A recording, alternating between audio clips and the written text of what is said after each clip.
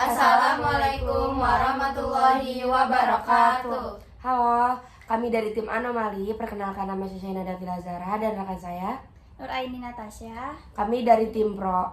Dan saya Narsia dan partner saya Viola Valentania. dan kami dari tim Kontra. Pada debat kali ini, kami akan mendebatkan mengenai teori evolusi dalam waktu 7 menit. Jadi, 3 menit pertama tim Pro, 3 menit terakhir tim Kontra. Jadi kami nanti akan menggunakan timer. Jadi jika timernya sudah berhenti, maka perdebatan tersebut sudah dihentikan. Sudah selesai. 1, 2, 3. Saya pembicara pertama dari tim Pro akan membacakan mosi.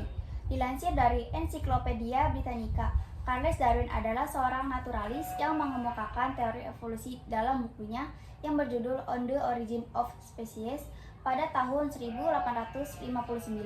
Teori Darwin tersebut sangat menggemparkan karena pada saat itu manusia sama sekali tidak mengenal evolusi.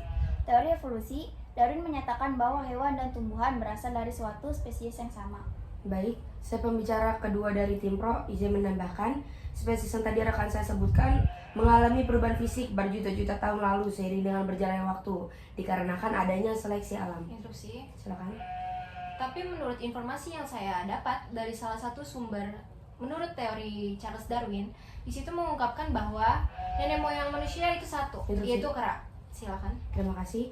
Menurut informasi yang saya dapatkan lagi, Charles Darwin itu tidak pernah menyebutkan bahwa manusia memiliki nenek moyang kera. Tetapi manusia, kera dan juga simpanse ini memang memiliki nenek moyang yang sama, yaitu Homo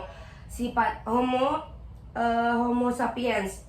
Nah, ini tuh order yang sama, makanya dari itu kera, manusia dan simpanse ini memang memiliki nenek moyang yang sama. Bukan berarti manusia memiliki nenek moyang kera, seperti itu.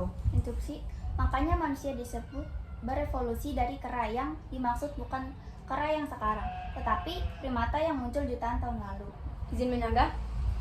Tapi menurut yang saya dapat dari surat Al-Quran, surat Al-Baqarah ayat 69 yang artinya, dan sesungguhnya telah kalian ketahui orang-orang yang melanggar di antara kalian pada hari Sabtu.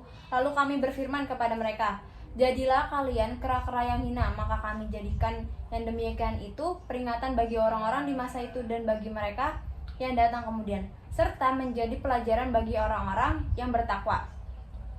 Izin menambahkan pendapat dari teman saya.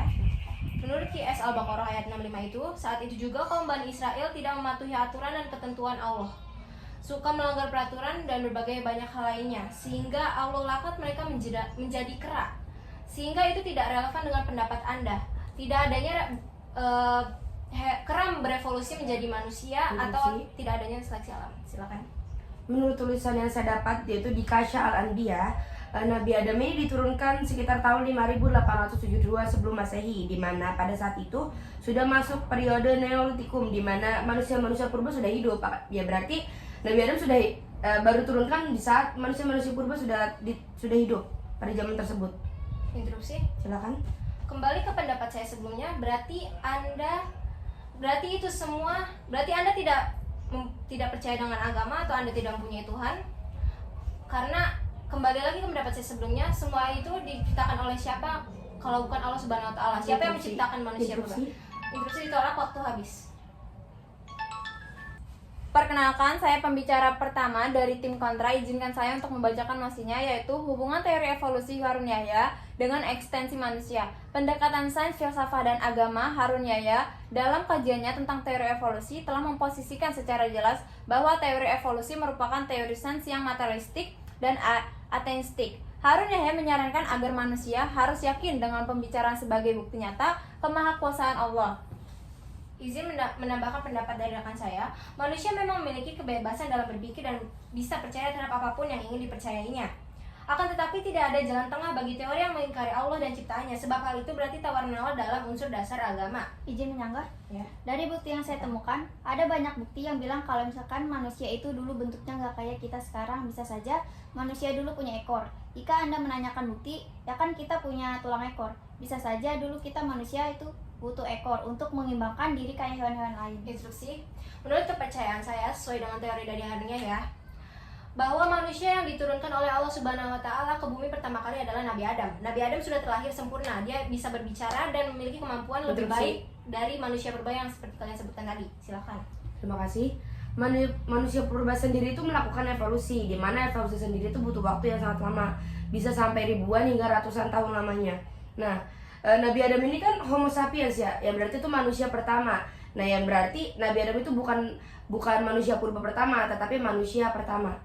Seperti itu. Izin menyanggah? Silakan. Kembali lagi ke pendapat saya sebelumnya, siapa lagi yang menciptakan semua itu kalau bukan Allah Subhanahu wa taala? Karena ajaran itu yang mempengaruhi arah kehidupan manusia dan untuk meruntuhkan nilai-nilai moral seseorang dan masyarakat, juga menciptakan sebuah masyarakat tanpa jiwa dan rasa sensitif yang hanya memperhatikan aspek materi. Izin menambahkan pendapat dari rekan saya, dengan merujuk ke teori evolusi Charles Darwin itu, komunisme berusaha membenarkan diri dan menampilkan ideologinya sebagai sesuatu yang logis dan benar. Interupsi.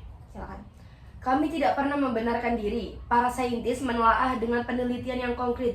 Jika Anda bilang kami hanya membenar-benarkan, lantas bagaimana Al-Quran bisa menjelaskan adanya zaman dinosaurus pada... Interupsi. Silakan. Karena Al-Quran bukan sains, prinsip redok, dasar-dasar trigonometri, jenis-jenis dasar laut, dan nama majas juga nggak disebutkan dalam Al-Quran. Al-Quran sama halnya seperti kitab suci lainnya, hanya berisi hal esensial untuk dijadikan pedoman hidup. Instruksi ditolak, beribadah. Kalau semua ilmu sains dipaksakan masuk ke dalam kitab suci, yang gak bakalan cukup. Perpustakaan Harvard itu isinya jutaan buku, tapi itu pun belum mencakup semua hal yang ada di dunia ini. Silakan.